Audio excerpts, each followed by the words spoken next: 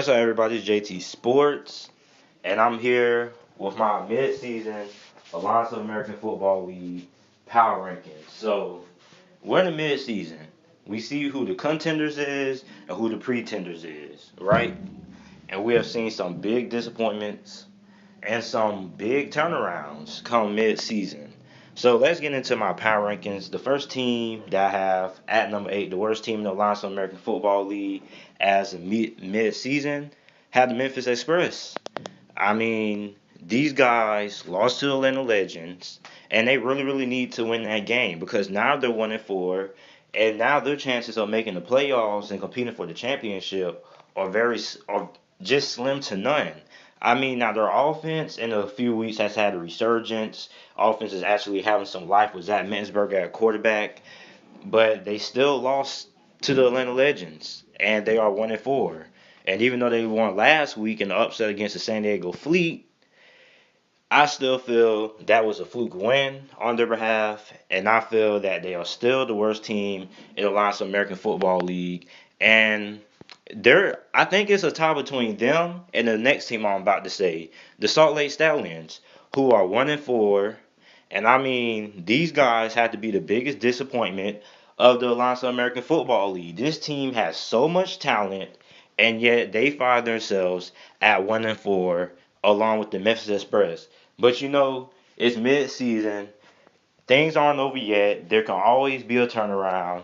And these two teams, lucky enough, play each other. So whoever wins this game is going to be 2-4, and they're going to have an easier time, well, a better chance of making it to the playoffs at 2-4. And that game's going to be very, very important. I mean, the Salt Lake Stallions, I just can't understand for the life of me. This team has so much talent, and yet they're 1-4, and I just don't know what's going on with them.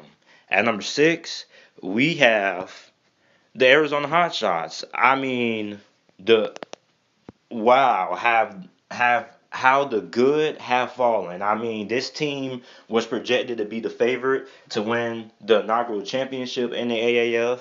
They were at the time maybe tied with the Orlando Apollos for one of the best teams in the Alliance American Football League. And now these guys have lost two games in a row, man. I don't know what is going on, man. These guys are 2-3, had so many high expectations going into this season, and now these guys find themselves at 2-3. Now, a large part was because they lost their starting quarterback for John Walford for a game, I believe. So they lost that game when Trevor Knight was playing. I mean, but the way that they got manhandled by the San Antonio Commanders in the first half of that game, wow. Even though they were able to fight back, I'm just surprised that they are 2-3. I thought we would be seeing them and Orlando Apollos in an inaugural championship game, but we might not even see the Hotshots even in the playoffs. So I had them at number 6.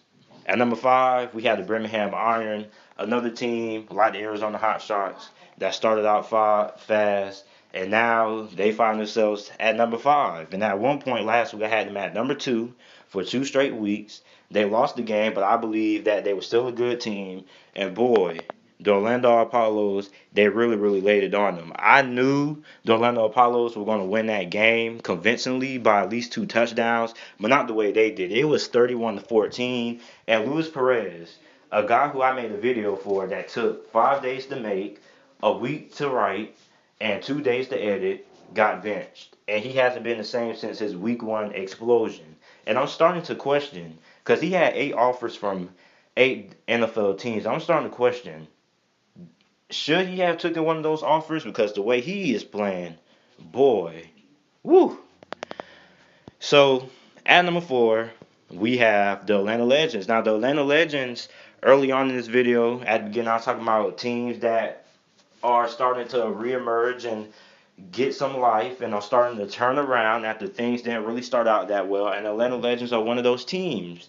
I mean, they would be a lot better. The record, I think they probably would be 3-2 if they would have started Aaron Murray in the first place instead of wasting their time with Matt Sims. For the life of me, I still don't understand that decision. But Aaron Murray has brought this Atlanta Legends team back to life. Well, has gave them life. Basically, these guys were on CPR mode. These guys needed some chest pumps and they needed an electric shock.